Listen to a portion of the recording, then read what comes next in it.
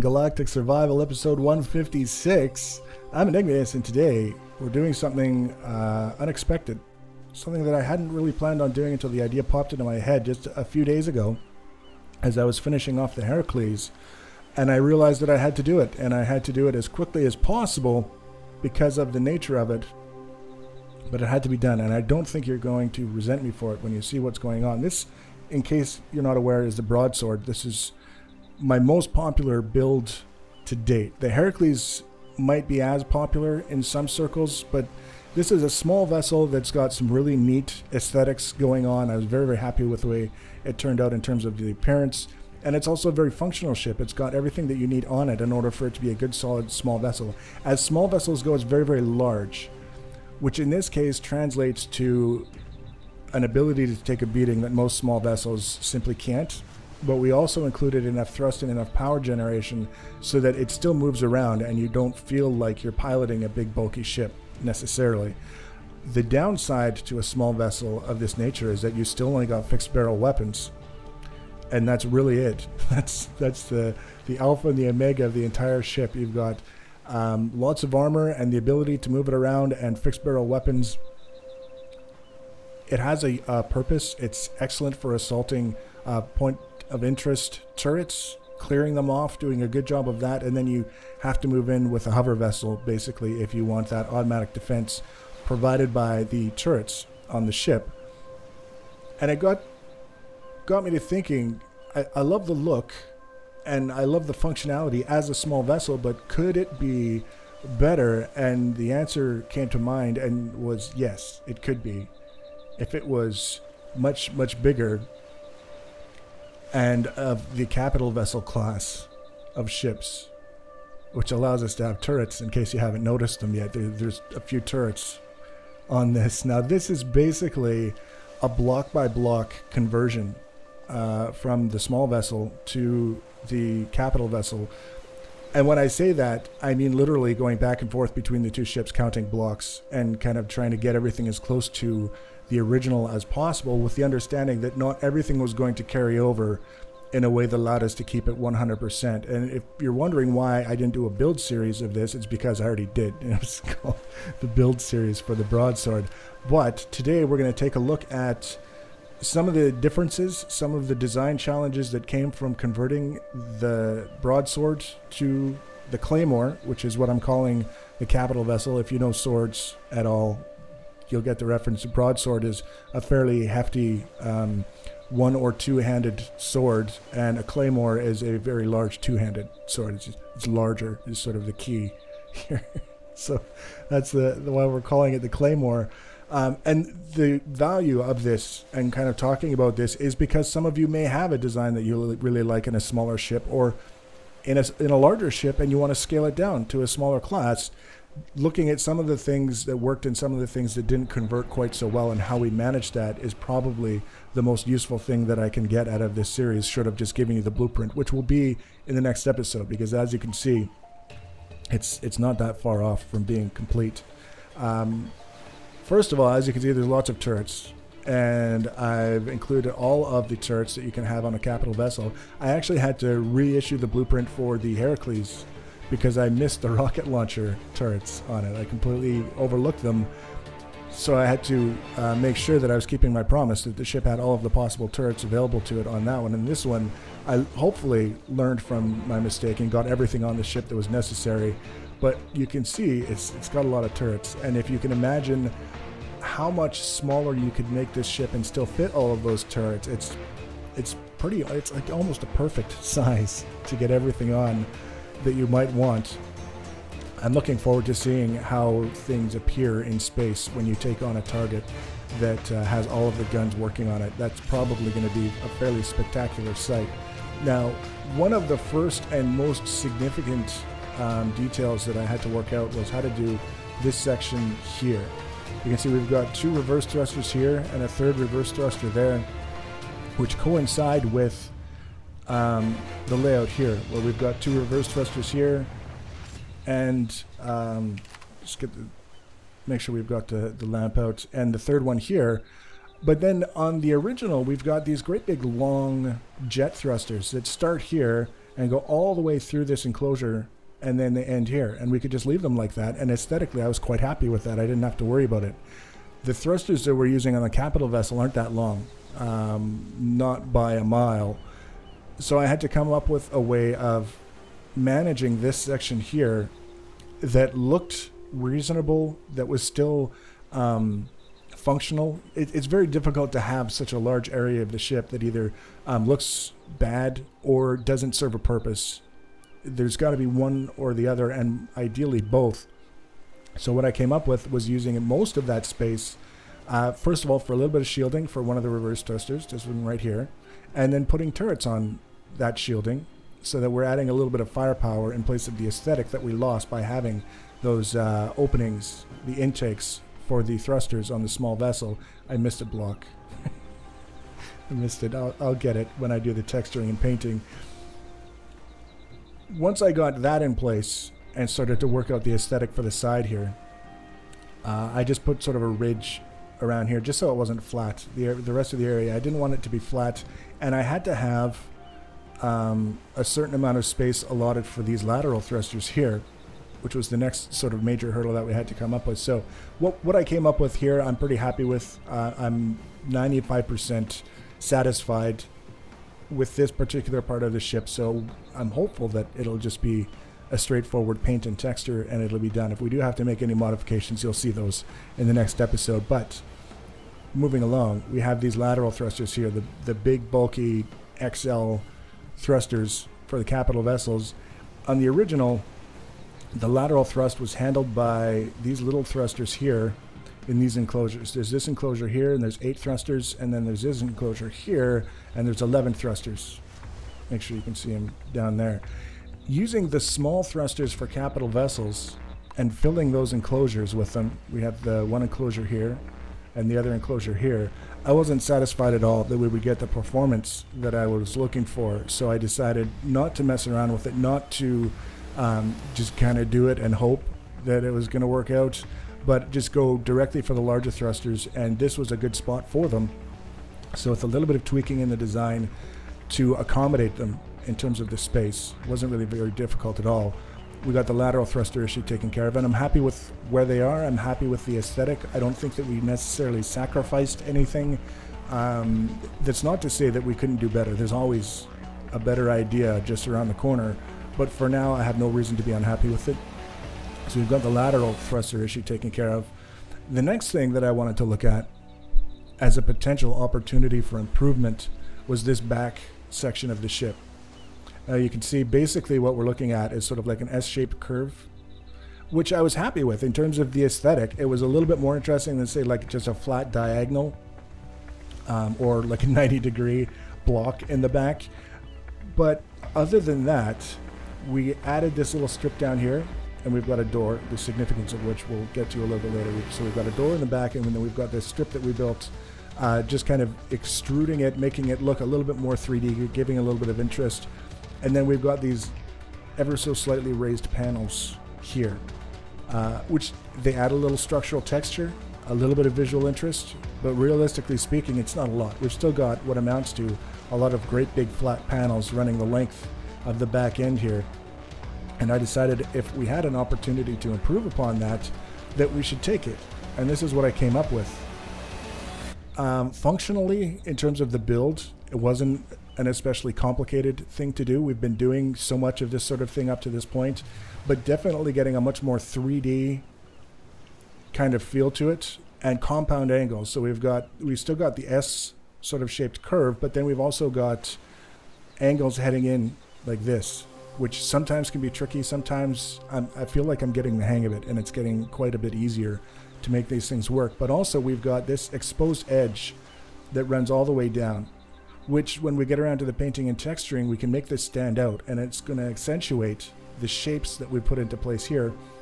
And we've also got this flat section that runs all the way up almost to the top area here, that we can hopefully do something with that will again accentuate all of the shapes and all of the curves and all of the things going on back here, which aren't especially busy.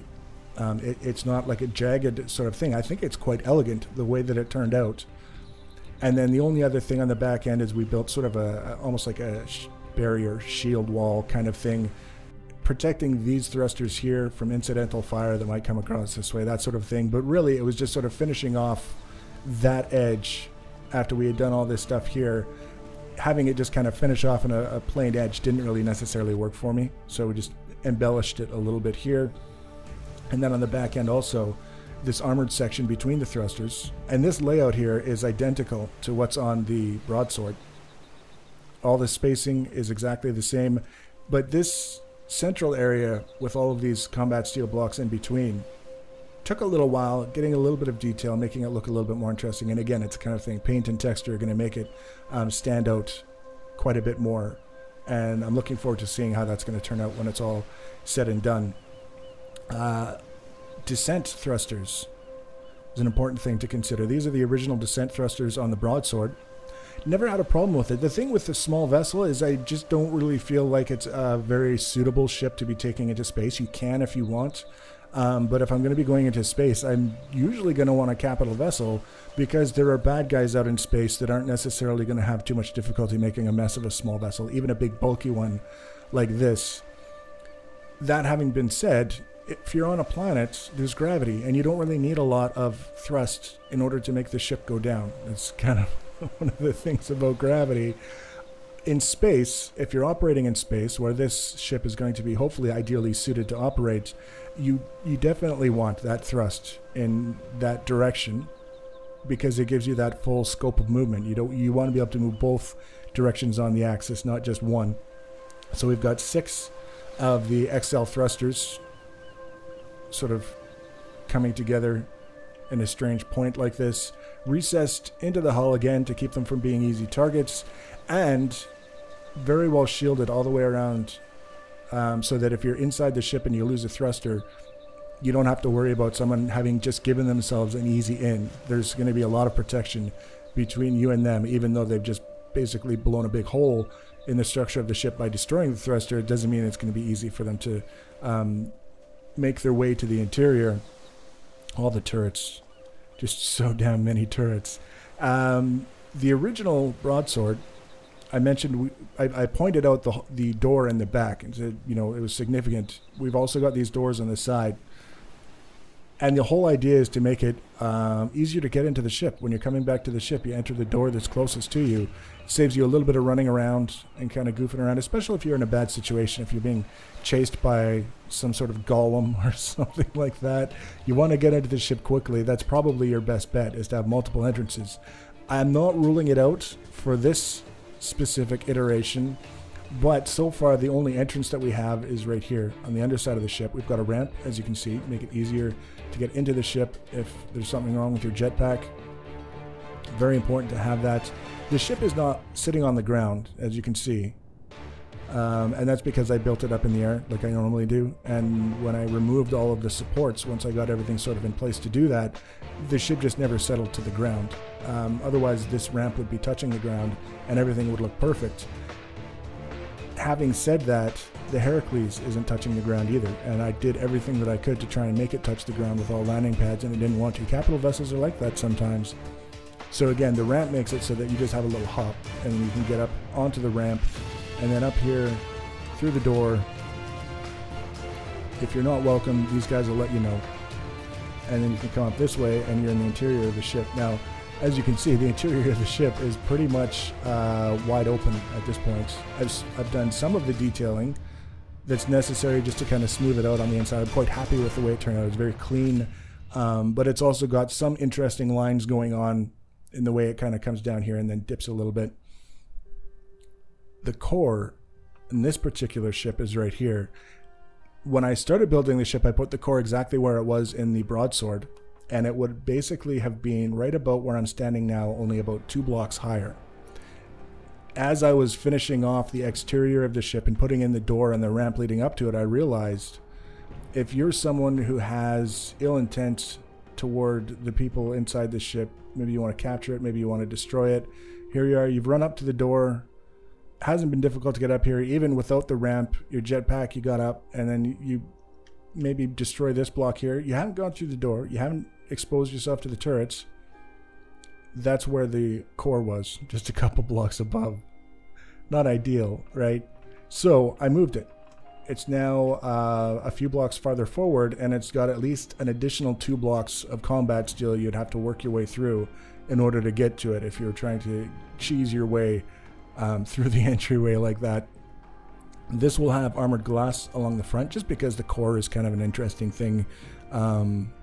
We'll make it so that you can see it, and then obviously this will be painted and textured inside before we do add that glass, so that everything looks kind of neat. Functionally, we've got 2 generators here.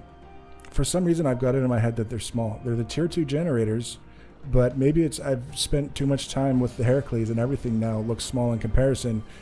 But I did look really, really hard for a tier 3 generator. I couldn't find one. If there is one, let me know and I'll look harder for it. But we've got 2 generators. I did the math in my head, which means it's probably wrong.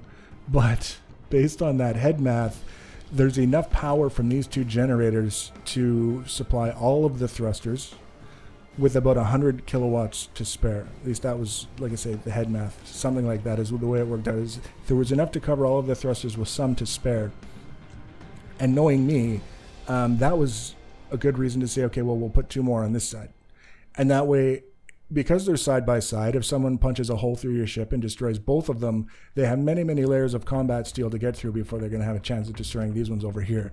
So you might not be able to run full power. You're probably going to be drawing over 100% of the power generation capability of your ship if those 2 get destroyed. But at least you're not going to be out of luck and having a hard time keeping everything working, because we do have that redundancy. And then other than that, a warp drive. Important to put that in because it's so large. I'm learning that it's probably one of the first things that should go in the interior of any capital vessel is the warp drive, because it is so large. And it's once it's in place, it's just so much easier to do everything else. All of the RCS units are buried in the hull of the ship. I'll bet you if I can poke through here, we'll start finding some of them. Where'd they go? I know they're here somewhere. Oh, there we are. They're in the cheeks of the ship, under the artillery turrets. There's quite a few. I packed them in. It seemed very important, again, to have a maneuverable ship, as maneuverable as we could make it. So there's like 150, a little under 150 RCS units. If they start getting damaged, it's because there's already a hole in the ship that people are shooting through in order to damage them. So I decided that replacing or repairing them would be one of the things that you would do before you closed up that hole, as opposed to giving easy access to them from the interior. We've just kind of hid them away, I guess is another simple way of putting it. So we still have basically all of our storage we have left to put into place. We have the fuel, oxygen, ammunition, general storage that we have to put into place. We're going to have some constructors. Those are pretty important no matter where you are, what you're doing. Refrigerators, but no food production. We're not going to have a growing area in this ship. It's too small, and this isn't intended to be the kind of ship that you go on long exploratory adventures in. This is sort of the ship that you use when you want to go blow things up. It's kind of the idea. So there's going to be lots of refrigerators. You can bring all the food you can ever possibly use, but you won't be growing any food inside the ship. Oh, and because this is the front of the ship, before I forget, all of the fixed barrel weapons are also in place. We've got the missile launchers, and we've also got the pulse lasers. It was very important for me to get all the guns in place so that I would have a pretty good idea of what we were going to need in terms of space and modifications. You can see we were already in the process of figuring out where we were going to put things. It sort of created opportunities and removed some opportunities for the placement of various different guns. So we got those in place early, and our artillery turrets necessitated a little bit of a rework just because they're so large. And if we look here, and I'm going to try and inch my way over, see how it's just kind of sticking out over the edge there? Just that little tab sort of sticking out over the edge. That kind of bugs me. And if it's a large tab, which can quite often be the case depending on how things line up, see we've got another one over here sticking out. It really bugs me to the point where I have to fix things. And in this case, I decided, because of the way things worked out, this is 5 wide.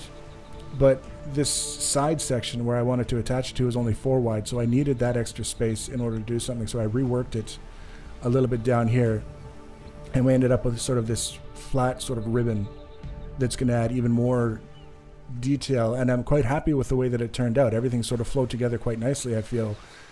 So not only did we get the big fat bulky artillery turrets on the ship where I was very happy to have them, but it gave us an excuse to rework a section of the ship and come up with something that I feel is even more sort of refined and elegant than what we had on the original. So next episode, you will see this ship painted and textured. The interior will be complete, and there will be a blueprint. So if you want to be notified about that and future episodes, I already know what the next build is going to be. So we're not running out of things to do, not by any stretch of the imagination. If you want to know about these things, you can subscribe to my channel. You can follow me on social media. Links for social media are always in the information section below the video. Feel free to leave your comments and feedback. Thanks for watching, guys, and take care.